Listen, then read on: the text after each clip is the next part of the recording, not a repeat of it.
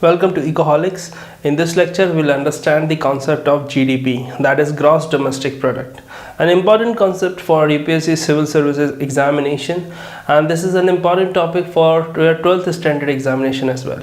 But this lecture is dedicated towards UPSC examination. So we'll first understand what's the meaning of GDP, what are the keywords in the definition of GDP, and we'll understand each and every word, the meaning of each and every word in the definition. That are keywords. So we'll define each and every word.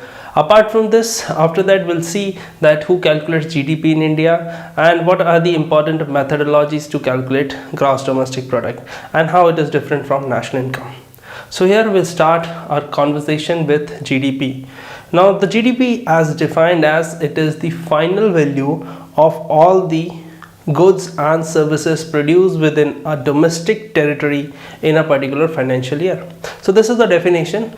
Now we need to understand the keywords inside it. Now it is the final value of all the goods and services. Now consider the term final. So final value means obviously in terms of prices. So whenever we see the value of a particular commodity, obviously the unit into prices. So what's the meaning of the first term? That is the final value of goods and services. Now understand the difference between final and intermediate products. Now there are two types of products. Now first is final goods, like suppose we are engaged in the car production. Now in car production we need certain kind of raw material and inputs. Like suppose for example we are making a particular car. In that car we need glass, we need rubber, we need plastic, etc. There are a number of things. Now suppose the manufacturer of the car went to a particular place and demanded rubber for the production of the car. Now the demand of the rubber is obviously not the final demand, because this rubber is that particular manufacturer will use in the manufacturing of the car. So that rubber becomes an intermediate goods, and the car is obviously not used for further production. So car becomes your final goods. Now understand the difference between the final and the intermediate goods from the other perspective. Like suppose the car cost around 6 lakh rupees. So if a car includes the prices of glass, rubber, plastic, etc., it means this 6 lakh include the price of rubber, glass, plastic, etc. So here we need to understand that we only take the price of the car, not individually will take the prices of glass, rubber and plastic in the calculation of GDP. Because if we include, suppose in this particular car, rubber cost around 1 lakh rupees. Now if we include 1 lakh again as a car price and the rubber price, it will lead to double counting, because that 1 lakh rupees already included in the price of the car. So we do not include this in terms of the final value. So this is what we call the intermediate goods. Now under intermediate goods we do not calculate their value in terms of the calculation of GDP. So what we have to do, we have to deduct the value of these intermediate goods. Now again carrying the definition, like it is the value of all the final goods and services produced within a domestic territory. So the second keyword is domestic territory. Now under domestic territory there are certain kind of things that we need to understand from the perspective of UPSC. Now suppose this is the map of India. I'm not drawing the full map. So here we can say that whatever the goods and services produced in this particular domestic territory is come under the term called domestic. Now what are the things will come under the term domestic? Like this is what we call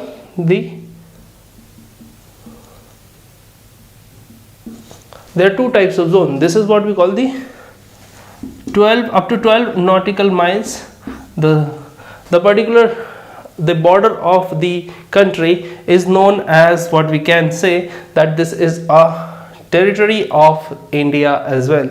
Now up to 12 nautical miles, this is obviously included in the territory of India. So whatever producing here at this particular point will also come under the calculation of GDP. Apart from this, suppose we are having any aircraft, or we have any aircraft carrier like we are having INS Vikramaditya, etc., that will also come under the category of domestic territory. So we can say aircraft carrier. Now here aircraft, like suppose for example Air India. So if Air India is actually working abroad, like working or flying away from the territory of US or United Kingdom or other countries, etc., that will also come under the domestic territory. Apart from this, any oil rigs we are having, or other embassies, consulates we are having, that will also come under the category of domestic territory. So this is how we can measure the GDP of a country, especially we can say from the India's perspective. So all these things will come under the term called domestic. Now the final term, that is, again I'm repeating the definition for you, like it is the final value of all the goods and services produced within a domestic territory in a particular year. So generally in a particular year means in a financial year. So India's financial year is from 1st April to 31st March. So this is India's financial year. So these are the three important keywords under this definition of GDP. Now we'll understand that who calculates GDP in India. So if you know the answer, you can pause this video and comment in the comment box, who calculates GDP for India. So the answer is the Central Statistical Office, CSO, calculates GDP for India, and we have changed the methodology in the year 2015. So National System of Accounting, and that is actually integrated towards the International System of Accounting given by United Nations. So now the system of calculating GDP in India is integrated with the calculation of other countries in the rest of the world as well. So CSO works under the Ministry of, we can say, Statistics and Program Implementation, popularly known as the MOSPI. So this CSO will work under, or comes under the Ministry of Statistics and Program Implementation. So this is the work of CSO. Now understand the difference between the GDP and the GNP. Now if we are converting GDP to GNP, so the difference is simple about D and N. Now here domestic, from domestic to national, it means what was the definition of GDP like? It is the value of all the final goods and services produced within a domestic territory in a particular year. Now we change the word from the domestic territory, we include the nationals. So here under GNP, the definition is simple, it is the final value of all the goods and services produced by the normal residents of a country in a particular year. Here now normal resident, what's the meaning of the term normal resident? Now there are other terms also known as citizen. So there is a difference between normal citizens and the normal residents and the citizens. Now citizens obviously who holds the passport valid, that particular citizen is belong to a certain country. Like for India, you need to have certain amount of validity with the, we can say, with the valid passport you are holding. So that is the citizen of India. But here under national, you can have the normal resident as well. Now what's the difference between normal resident? Is generally their center of economic interest lies in that particular country as well. Like suppose I am a foreigner and I am working in India and I am living in India. Obviously I am investing in India and I've been living in India since many years. So my center of economic interest lies in India. Now you can understand with a simple, we can say simple example, like what's the difference between British Empire and the Mughal Empire. So the British Empire, the center of economic interest was Britain. So they were taking resources from India and taken into their country, that is Britain. What was the center of economic interest for Mughal Empire? That was India, because they came from Central Asia, but their center of economic interest lies in India itself. So that's the difference, normal residents and we can say citizens. So whenever we are converting from GDP to GNP, we just have to deduct this convert the domestic territory from the national normal resident.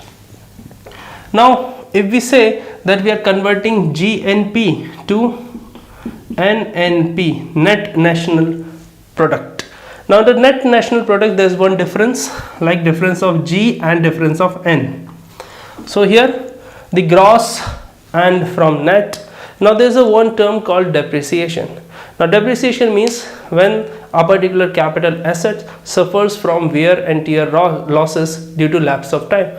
Like for example, you are having a building that obviously in a particular year, like 5 years, 10 years down the line, that will actually have certain amount of losses. So that is the wear and tear losses by using that particular building or etc. So whenever we deduct depreciation value from GNP, that will become NNP, net national product. Now we are converting net national product to net domestic product. What do you have to do? Obviously changing from national to domestic, that's the only thing. So here net domestic product, we can convert it from NNP to NDP by adding the domestic territory. Now they understand the difference between the domestic and national from the other perspective. Suppose this is a territory A and this is a territory B. Now this is our home territory, so we can say domestic territory. Now suppose one person working in the country A, so obviously that will be part of GDP.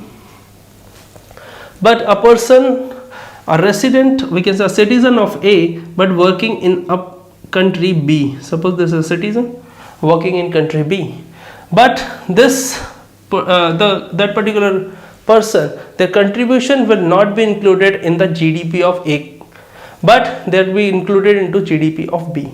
But since he was the national of this country A, whenever we are calculating GNP, that is gross national product or net national product, then what we have to do, we have to include his contribution in the GNP of country A. I hope you understand this simple definition.